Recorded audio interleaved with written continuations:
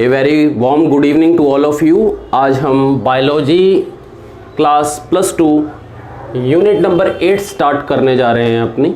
ये first lecture है इस यूनिट का। यूनिट नंबर 8 का नाम है biology and human welfare. Biology and human welfare, biology का रोल ह्यूमन वेलफेयर, आदमी की भलाई के लिए किस तरह है। चैप्टर नंबर 8 जो इस यूनिट का चैप्टर फर्स्ट है और सीक्वेंस के हिसाब से चैप्टर नंबर 8 है, उसका नाम है ह्यूमन हेल्थ एंड डिजीज़, आदमी का स्वास्थ्य और बीमारियां, human health and disease. First of all इस चैप्टर को स्टार्ट करने से पहले हमें कुछ बेसिक बातों का पता होना बहुत ज़रूरी है। आज का जो लेक्चर है ये इन्हीं बेसिक बातों के बारे में है कि हेल्थ क्या होती है, वो कौन से फैक्टर्स हैं, वो कौन से कारक हैं, वो कौन से कारण हैं जो हेल्थ को, एक आदमी की, एक ह्यूमन बीइंग के हेल्थ को अफेक्ट करते हैं, मतलब कि उसकी हेल्थ कैसे ख़राब हो जाती है, वो ऐसे कौन से फैक्टर होते हैं। तीसरे नंबर पर हम बात करेंगे कि टाइप ऑफ डिजीज़, क्या सभी बीमारियां एक जैसी हैं, टाइप ऑफ डिजीज़ के बारे में हम बात करेंगे।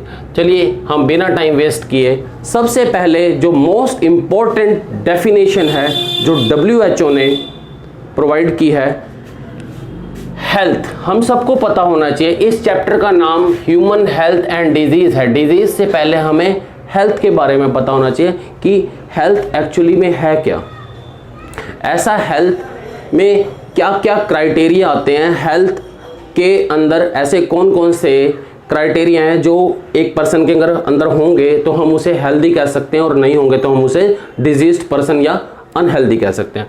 According to WHO health is a state of complete, पहले इस वर्ड को समझते हैं, स्टेट ऑफ कंप्लीट।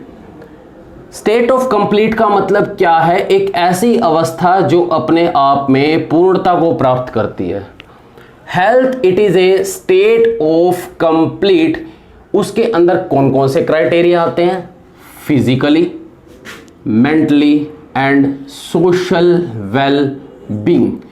एक आदमी को हेल्दी तभी कहा जाएगा वो अगर फिजिकली शारीरिक तौर से, मेंटली मानसिक तौर से, सोशली सामाजिक तौर से अगर वो इन सभी क्राइटेरिया को फुलफिल करता हुआ एक ऐसी स्टेट बनाता है, एक ऐसी अवस्था में आ जाता है, तो ऐसी ही स्टेट को हेल्थ कहते हैं। आगे ये बता रहा है कि not merely the absence of disease and infirmity. Health का मतलब ये नहीं है कि किसी आदमी में कोई डिजीज़ नहीं है या उसके अंदर किसी तरह की शारीरिक असमर्थता नहीं है। यानी कि अगर किसी आदमी के अंदर डिजीज़ का ना होना और सिर्फ शारीरिक असमर्थता का ना होना ही हेल्थ है, ऐसा नहीं है। हेल्थ के अंदर कौन कौन से फैक्टर आते हैं, फिजिकल, मेंटल एंड सोशल। एक आदमी अगर फिजिकली, मेंटली एंड सोशली इन सभी क्राइटेरिया पर अपने आप को पूरा फुलफिल करता है तो ऐसे आदमी को आप हेल्दी कह सकते हैं। मैं आप लोगों को एक एग्जांपल बताता हूँ। फिजिकली का मतलब एक आदमी पूरी तरह से फिजिकली फिट होना चाहिए अपने रोज़मर्रा के day to day activity perform करने के लिए। मेंटली, एक व्यक्ति मेंटली बिल्कुल स्वस्थ होना चाहिए। मेंटली का मतलब किसी तरह का अवसाद, एंजाइटी, डिप्रेशन, हाइपर एक्टिविटी, इस तरह की कोई भी उसके अंदर बात नहीं होनी चाहिए। सोशल के अंदर क्या आता है, एक पर्सन जो आदमी है वो सोशली भी हेल्दी होना चाहिए। सोशली का मतलब वो अपने आसपास एनवायरनमेंट, अपने समाज के प्रति भी संवेदनशील होना चाहिए। अगर वो समाज के प्रति संवेदनशील नहीं है, समाज के किसी सुख दुख में भागीदारी नहीं करता, तो इस तरह का व्यक्ति भी WHO की डेफिनेशन के अकॉर्डिंग अनहेल्दी ही माना जाता है। तो मैं एक बार फिर से बता देता हूँ, health it is a complete state of physical, mental and social well being, not merely the absence of disease and infirmity.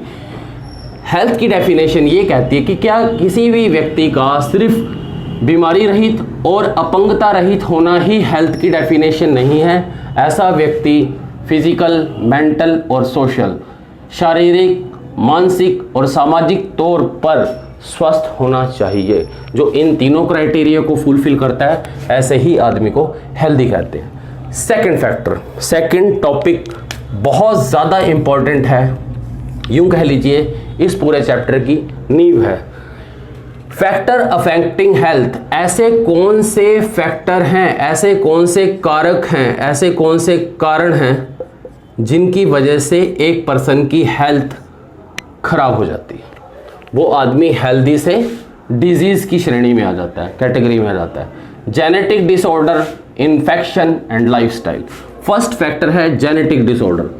कई बार ऐसा भी देखा गया है कि एक पर्सन बाय बर्थ ही अपने साथ कुछ डिजीज लेके आता है। इस तरह के केसेस के अंदर जेनेटिक डिसऑर्डर की वजह से होता है। Genetic disorder, faulty composition of genome, अगर किसी बेबी के या चाइल्ड के डीएनए में ही डिफेक्ट है तो वो ऑब्वियस बात है अपने साथ कुछ डिजीज लेके आएगा। फॉर एग्जाम्पल हेपेटाइटिस, और you can say that sickle cell anaemia. Sickle cell anaemia और हेपेटाइटिस बाय बर्थ ही डिजीज हैं जो बाय बर्थ ही एक चाइल्ड अपने साथ लेके आता है due to the faulty genome. DNA के अंदर कुछ डिसऑर्डर्स होने की वजह से, कुछ इनकम्पैटिबिलिटी होने की वजह से, इसे बोलते हैं फैक्टर अफेक्टिंग हेल्थ का पहला पॉइंट। सेकंड पॉइंट है इन्फेक्शन। कई बार हमारी हेल्थ को अफेक्ट करता है इन्फेक्शन, हमारी हेल्थ को खराब करने वाले कारण बन जाते हैं infection. Occur due to the certain pathogenic micro organism, यहाँ एक नया वर्ड आ रहा है पैथोजेनिक। पैथोजेनिक उन माइक्रो ऑर्गेनिज्म को बोलते हैं जो डिजीज कॉज करवाते हैं। Disease causing micro organisms known as pathogen.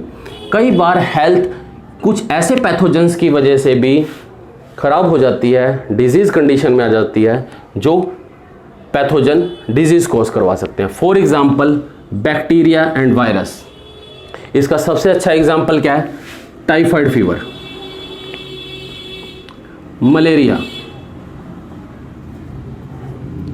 ये कोलरा, ये सब इन्फेक्शियस डिजीज के अंदर आते हैं। थर्ड वन लाइफस्टाइल, ये सबसे इंपॉर्टेंट पॉइंट है आजकल की जनरेशन के हिसाब से, आजकल के लाइफस्टाइल को हिसाब से देखते हुए लाइफस्टाइल का हमारे हेल्थ के ऊपर बहुत ज़्यादा इम्पैक्ट पड़ता है। लाइफस्टाइल की वजह से भी हमारी हेल्थ अपने नॉर्मल फंक्शनिंग से डेविएट हो जाती है और सही ढंग से हम अपना काम परफॉर्म नहीं कर पाते। लाइफस्टाइल, इसके अंदर आते हैं आपके फूड हैबिट, एक्सरसाइज का ना करना, हाइजीन प्रैक्टिस को मेंटेन ना करना। आप इन सभी क्राइटेरिया पे अगर ध्यान नहीं देंगे तो ऑब्वियस बात है हेल्दी से आप डिजीज़ की कंडीशन में आ जाएंगे।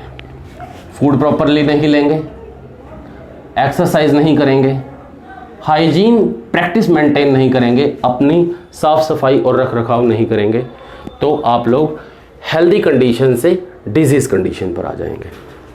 थर्ड टॉपिक, आप लोगों ने देखा होगा कि बहुत सारे डिजीज़ हैं जो डिस्कवर हो चुकी हैं। ये सब डिजीज़ एक ही पैटर्न को फॉलो करते हुए अकर नहीं होती। हर डिजीज़ का कॉज अलग है, हर डिजीज़ का कॉज अलग है, इसीलिए डिजीज़ की टाइप्स अलग अलग हैं।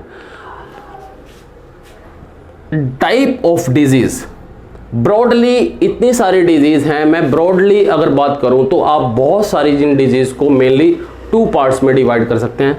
फर्स्ट पार्ट है congenital disease and second one is acquired disease. Congenital disease क्या होती हैं और एक्वायर्ड डिजीज़ क्या होती है? जैसे नाम से ही पता चल रहा है कि कंजेनिटल डिजीज़ क्या होंगी। कंजेनिटल डिजीज़ वो है जो एक पर्सन बाय बर्थ अपने साथ लेकर बोर्न होता है। ये वो डिजीज़ हैं जो कॉन्ट्रैक्टेड होती हैं बाय बर्थ, एक पर्सन के साथ कॉन्ट्रैक्टेड बंधी होती हैं बाय बर्थ उसके जन्म के साथ ही। इस तरह की डिजीज़ को हम हेरिडिटी डिजीज़ भी बोलते हैं, हेरिडिटी डिजीज़ भी बोलते हैं। इस तरह की डिजीज़ चाइल्ड एक्वायर करता है अपने पेरेंट्स से। For example sickle cell anaemia. Sickle cell anaemia में बेसिकली होता क्या है, जो आरबीसी हैं वो सिकल की शेप के बन जाते हैं, दरांती की शेप के बन जाते हैं, कुछ इस तरह। दरांती की शेप बनने की वजह से क्या होता है कि उनके अंदर फ्लोटिंग पावर कम हो जाती है, ऑक्सीजन कैरिंग पावर कम हो जाती है, तो इस तरह का पर्सन एनीमिक हो जाता है। उसके अंदर आरबीसी तो हैं मगर आरबीसी अपनी फंक्शनिंग परफॉर्म नहीं कर पाते। Second one is acquired disease. इस तरह की डिजीज़ कंजेनिटल नहीं है, बाय बर्थ नहीं आती। इस तरह की डिजीज़ कॉन्ट्रैक्टेड होती हैं आफ्टर बर्थ। इस तरह की डिजीज़ किसी भी पर्सन में बर्थ के बाद आती हैं। क्यों? अभी आपने पीछे पढ़ा, इन्फेक्शन रीज़न हो सकता है, लाइफस्टाइल रीज़न हो सकता है। तो किसी भी पर्सन के अंदर इस तरह की जो डिजीज़ होती है बर्थ के बाद आती हैं। किसके कारण? ड्यू टू इन्फेक्शन, डाइट का प्रॉपरली ना लेना, किसी चीज़ की एडिक्शन हो जाना लाइक अल्कोहल और स्मोकिंग। सेकेंडली डिप्रेशन, अति अवसाद, बहुत ज़्यादा सोचने की वजह से। ये सब डिजीज़ एक्वायर्ड डिजीज़ की कंडीशन में कैटेगरी में आती हैं। एक्वायर्ड डिजीज़ को हम फर्दर 2 टाइप में डिवाइड करते हैं, communicable disease and non communicable disease. Communicable disease क्या होती हैं एंड नॉन कम्युनिकेबल डिजीज़ क्या होती है? कम्युनिकेबल डिजीज़ वो डिजीज़ है, देखिए वर्ड है कम्युनिकेबल डिजीज़। कम्युनिकेशन का क्या मतलब होता है? आदान प्रदान। इस तरह की डिजीज़ स्प्रेड होती हैं, फैलती हैं एक डिजीज पर्सन से एक हेल्दी पर्सन की तरफ। एक आदमी को डिजीज़ है, उससे इन्फेक्शियस एजेंट, बीमारी फैलाने वाले कीटाणु एक हेल्दी पर्सन के अंदर एंटर कर जाते हैं। इस तरह की डिजीज़ को बोलते हैं communicable disease. Communicable disease are the disease which can separated or you can say that which can transfer from a unhealthy person to healthy person. Similarly non communicable disease ये इनके अपोजिट है। Non communicable disease उस तरह की disease है जो एक unhealthy person से हेल्दी पर्सन के अंदर ट्रांसफ़र नहीं होती। तो आज का टॉपिक, आज हमने कवर किया हेल्थ को, फैक्टर अफेक्टिंग हेल्थ को और type of disease. Type of disease में हमने कंजेनिटल डिजीज़ किए, एक्वायर्ड डिजीज़ की और एक्वायर्ड डिजीज़ के आगे टाइप की इंट्रोडक्शन बताई। कल हम कम्युनिकेबल डिजीज़ और नॉन कम्युनिकेबल डिजीज़ को डिटेल में पढ़ेंगे। होप सो आप लोगों को ये लेक्चर समझ आया होगा। मैं इधर हो जाता हूँ, आप इसका स्क्रीनशॉट ले लीजिए और अपने नोट्स प्रॉपरली बनाएं। और किसी भी तरह की कोई भी डाउट या कोई भी सजेशन हो तो कमेंट बॉक्स में ज़रूर लिखें। Thank you.